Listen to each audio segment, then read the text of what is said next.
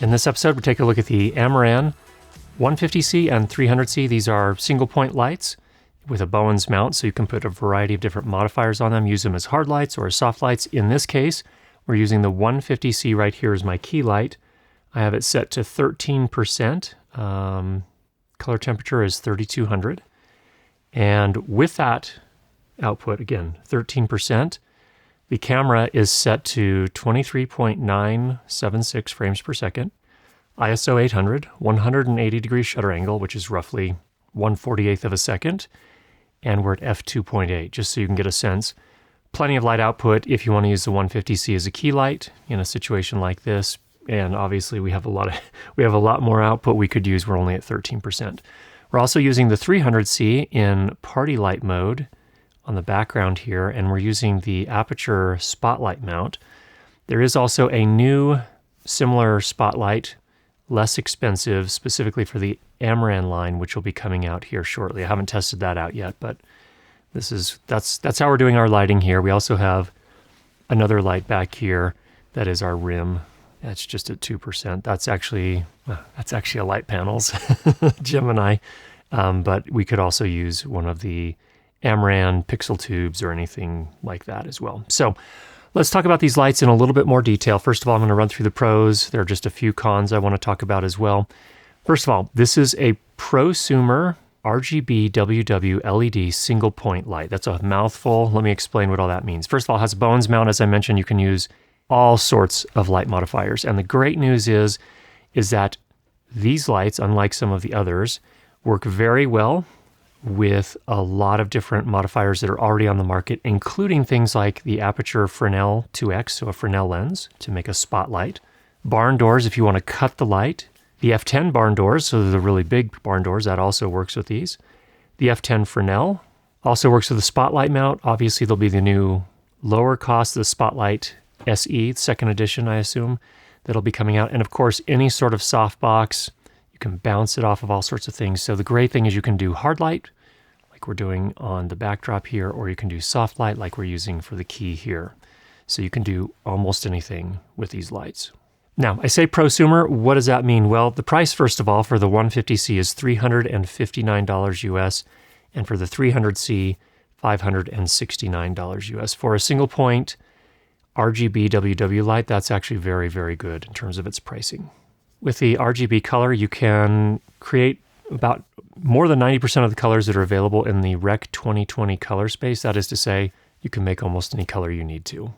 From my point of view, these make great effects lights. So things like we're doing on the backdrop here, but also in a pinch, you can use them as, not even in a pinch, they're just good as pretty much everything. Key, fill, effects, and pretty much anything else you can imagine you can do with these.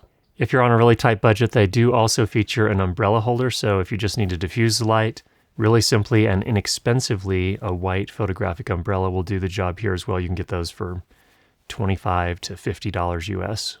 Just like all of the modern Amaran lights, you can control it wirelessly via the Sidus Link app.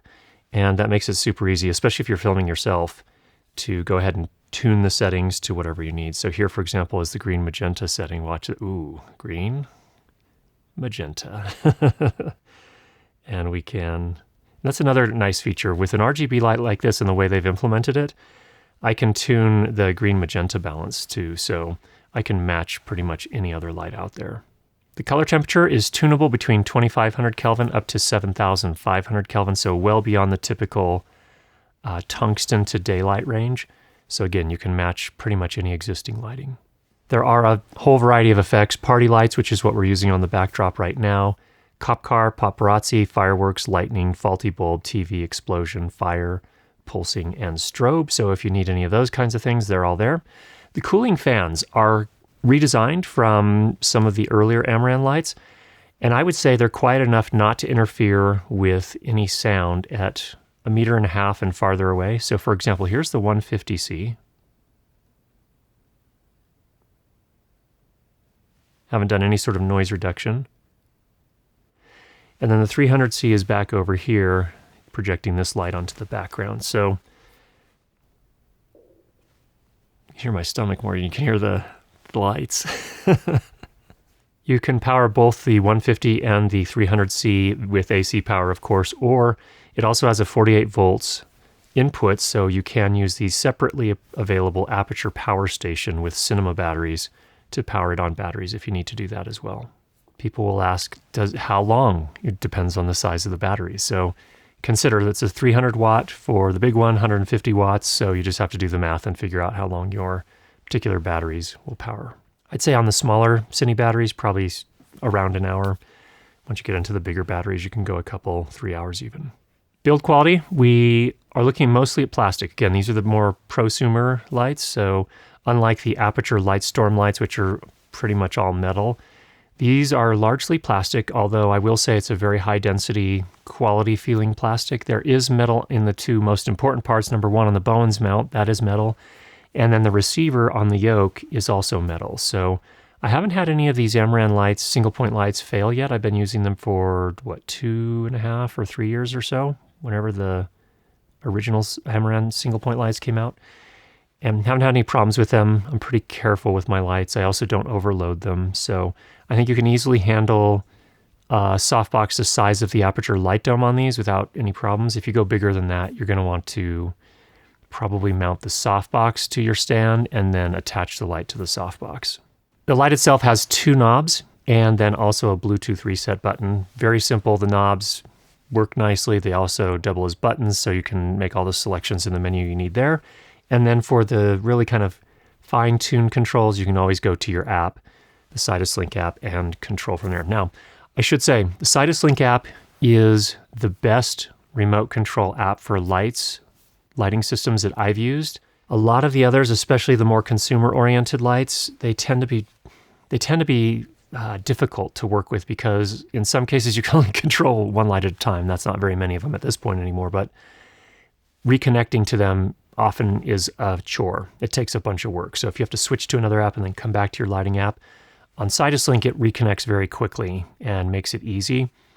You can also control up to, I think it's, 100 lights or something wild like that. It's more than I need for the work that I'm doing, but it works really well. It's a really well-designed app. It works on both iOS and Android. There are a few cons. These are pretty persnickety. Not anything major here that would say, don't buy these. Let me just run through a couple of things. The foam cases are fine for storage. Not sure how well they would hold up, especially, for example, if you have to fly and check them. They'd probably be okay, but I wouldn't want to trust them too long for something like that. Again, these are prosumer lights. I don't think they're made for the rigors of set life like the Aputure Lightstorms are, so just keep that in mind. Amaran has spoiled me. So a few weeks ago, we reviewed the Amaran 200 XS, which is a bicolor light, single point. In fact, it's right here. This is actually my favorite single point light in terms of color quality that I have used to this point in my video career. So it produces the best color quality that is the closest to actual tungsten light that I have ever seen. Unfortunately, these new 150C and 300C, they're good, but not quite as good as this. So for example, the 150, I think the lowest SSI score we got in tungsten mode, 3200 Kelvin, was an 84 out of 100. SSI being spectral similarity index, and we'll put all the specs up here on the screen so you can pause if you want to look through them in detail. And then in daylight mode, they were only around 73, which is not nearly as good. On the 200 XS, both daylight and tungsten came in at 90 SSI, just for reference there. So if you were buying something for a key light, I would buy actually one of these. And then when it gets time for an effects light or a light that you can use in a pinch for a key light, it's okay, but you're seeing what it looks like right now. I'm just spoiled. This would be my number one choice for a key light. And then these would be a great choice, I think, for effects lights and kind of all-rounders. One last thing, at some angles, it's a little bit difficult to read the screen. It's not a deal breaker, but it's a little bit difficult if you're at a kind of a sharp angle to read the screen. All right, my take. So these are great, affordable RGBWW lights. They produce pretty much any color that you need. Great as effects lights, but they can also double as a key or a rim or a hair light or a fill light or anything else that you might need a light to do. I love the Bowens mount. Works well. You've got a million different options out there, and I'm really happy that the 150C and the 300C, they've put a diffusion, I don't know if it's glass or what it is, in front of the LEDs so it mixes the light, and it does it in a way that you can still use it as a hard light through an ellipsoidal or with barn doors or anything like that. So it's great that these work with pretty much all of the existing Aputure light modifiers and modifiers from lots of other manufacturers as well.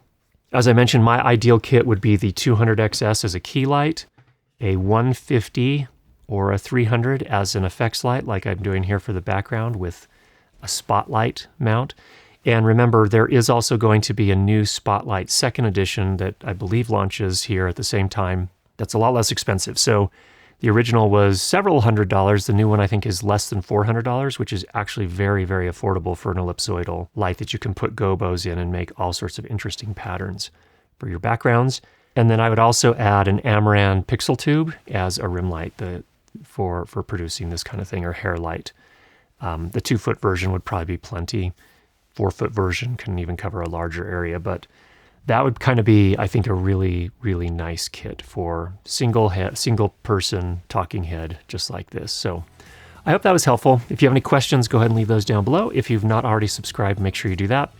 And we'll be sure to get you more great videos on how to improve your lighting and sound for video. Talk to you soon.